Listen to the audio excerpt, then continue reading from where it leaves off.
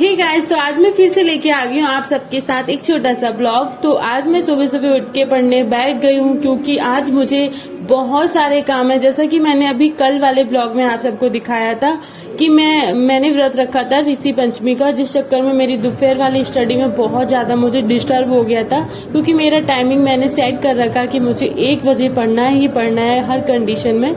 और मैं आज भी मुझे पूजा पाठ करनी है, तो मुझे लगता था कहीं ना कहीं मैं अपना दिन वाला रूटीन कहीं मिस ना कर, इसीलिए मैं यहाँ पे बैठ गई हूँ अपनी बुक्स लेके। सुबह 4:30 बजे, तो मैं 4:30 से 5:30 1 घंटा पढ़ाई कर लूंगी। और मुझे आज जल्दी नहा धो के घर के काम भी फिनिश करके पूजा पाठ करना है, क्योंकि पूजा में भी कम से कम 2-1.5 घंटे लग ही जाते हैं। तो इसलिए मैं यहाँ पे 1 घंटे अपनी स्टडी कंप्लीट करूंगी, क्योंकि अगर ये मिस कर देती हूँ सुबह की तो वो तो मेरा दिन वाला भी आज मिस होने वाला है, क्योंकि मुझे पूजा करना है, जैसे मैं अभी बात बता ही रही थी आपको।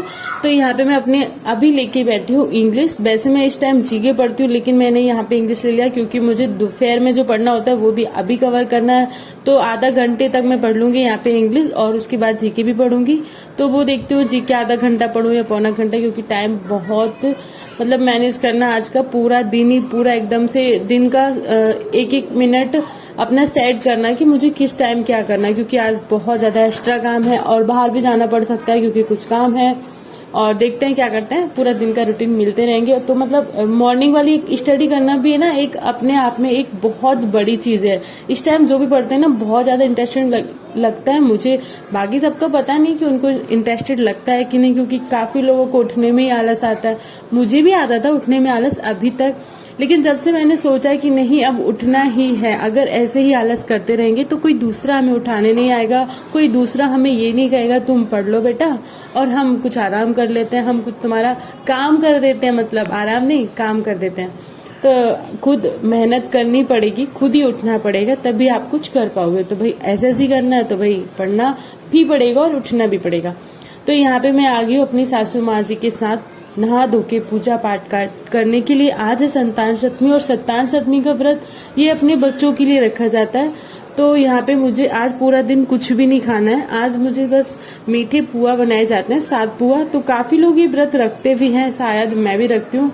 और इसमें बस इस व्रत में मुझे पूरा दिन में वही 7 पुआ बना के वही खाने हैं। ये पहले उनको भोग लगाना है और वही सेम पुआ पंडित जी को देना है, सेम मुझे 7 पुआ खाने पूरा दिन, और कुछ नहीं खाना है। मतलब मीठा खाना, जैसे दही दूध वगैरह ले सकती हूँ, फल वगैरह ले सकती हूँ, लेकिन खाना नहीं खाते। लेकिन ये बात है ना कि जब तक नमक नहीं पहुंचता ना शरीर में, थोड़ा कहीं ना कहीं वीकनेस फील होती है।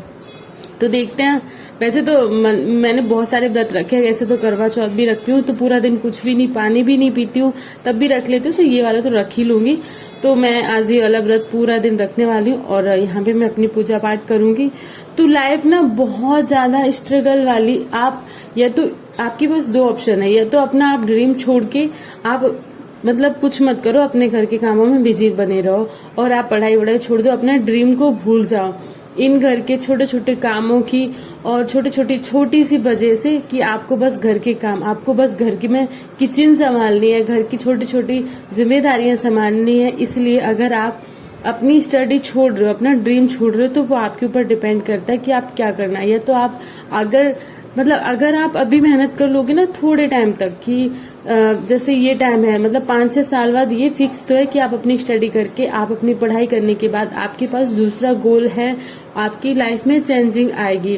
मतलब उस टाइम फिर आपके पास ऑप्शन रहेंगे, जब आपकी जॉब कंफर्म हो जाएगी तब आपके पास ऑप्शन रहेंगे कि आपकी लाइफ में चेंजिंग है, कि आप जैसे बाहर घूमने का है, और मतलब हर चीज से आप एक सफल होंगे, है ना। जैसे आप समझो कि वो आप नहीं कर पाते होंगे कहीं ना कहीं घर के कामों की वजह से, कहीं ना कहीं कुछ फाइनेंस प्रॉब्लम की वजह से। और बाद में अगर आप अब थोड़ी सी मेहनत अभी कर लोगे ना, तो बाद में ये चीज आपके लिए बहुत ज्यादा बेनिफिट है, कि अभी अगर आपने स्ट्रगल नहीं किया तो बाद में आप बस यही सोचते रहोगे कि काश मैं उस टाइम थोड़ा सा चीजों को संभाल लेती, खुद थोड़ा सा संभल जाती, सुबह उठ के पढ़ लेती, थोड़ा सा मैनेज कर लेती, लाइफ को अपना इजी नहीं समझती, थोड़ा सा स्ट्रगल जिंदगी में करके और आज मैं कामयाब हो जाती। लेकिन अगर आप अभी स्ट्रगल नहीं करोगे, अभी आप इजी लाइफ जीना चाहते हो, और आप एक टाइम के बाद आपको लगता है कि घर की चीज खत्म हो गई, खाना पीना खत्म हो गया, बज गए दोपहर के 1-2, और आपने खाना पीना बना के अब आपको सोना है, तो लाइफ में आप कभी कुछ भी अचीव नहीं कर पाओगे। कभी भी आप कोई भी चीज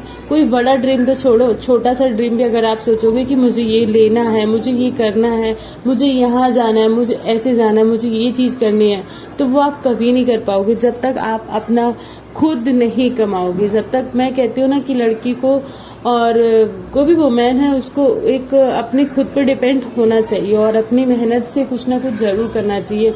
दूसरों पे डिपेंड होके नहीं रहना चाहिए। दूसरों की मतलब खुद को एकदम इतना इजी और कमजोर महसूस नहीं करना चाहिए कि हाँ मैं तो किसी के लायक नहीं हूँ, मैं तो कुछ कर ही नहीं सकती हूँ, मैं कुछ हूँ ही नहीं जिंदगी में, ऐसा कभी नहीं सोचना चाहिए। हाँ, आपके पास कोई बड़ी प्रॉब्लम है, बहुत ज्यादा बड़ी, जहाँ पे आप खुद को ऐसे नहीं कर पा रहे हो, आपको लग रहा है कि हाँ आपके हाथ पैर काम नहीं कर रहे, आपको आराम की जरूरत है, मतलब कुछ हालत, कुछ कंडीशन ऐसी होती है जहाँ पे आप कुछ स्ट्रगल नहीं कर सकते। आप मतलब सोचोगे कि चलो ठीक है, पढ़ाई वढ़ाई छोड़ो और अपने घर के कामों में बिजी रहो, लेकिन सब कुछ ठीक है, बस आपको इस वजह से आपको लग रहा है कि मुझे इतने सारे घर के काम करना है। सुबह से लेके 6 या 7 घंटे लग जाते हैं जब सुबह जगते हैं, और उसके बाद जब किचन में आते हैं, किचन में 5 से 6 घंटे का ये मॉर्निंग रूटीन ऐसा होता है ना कि हर लेडीज को करना ही करना होता है।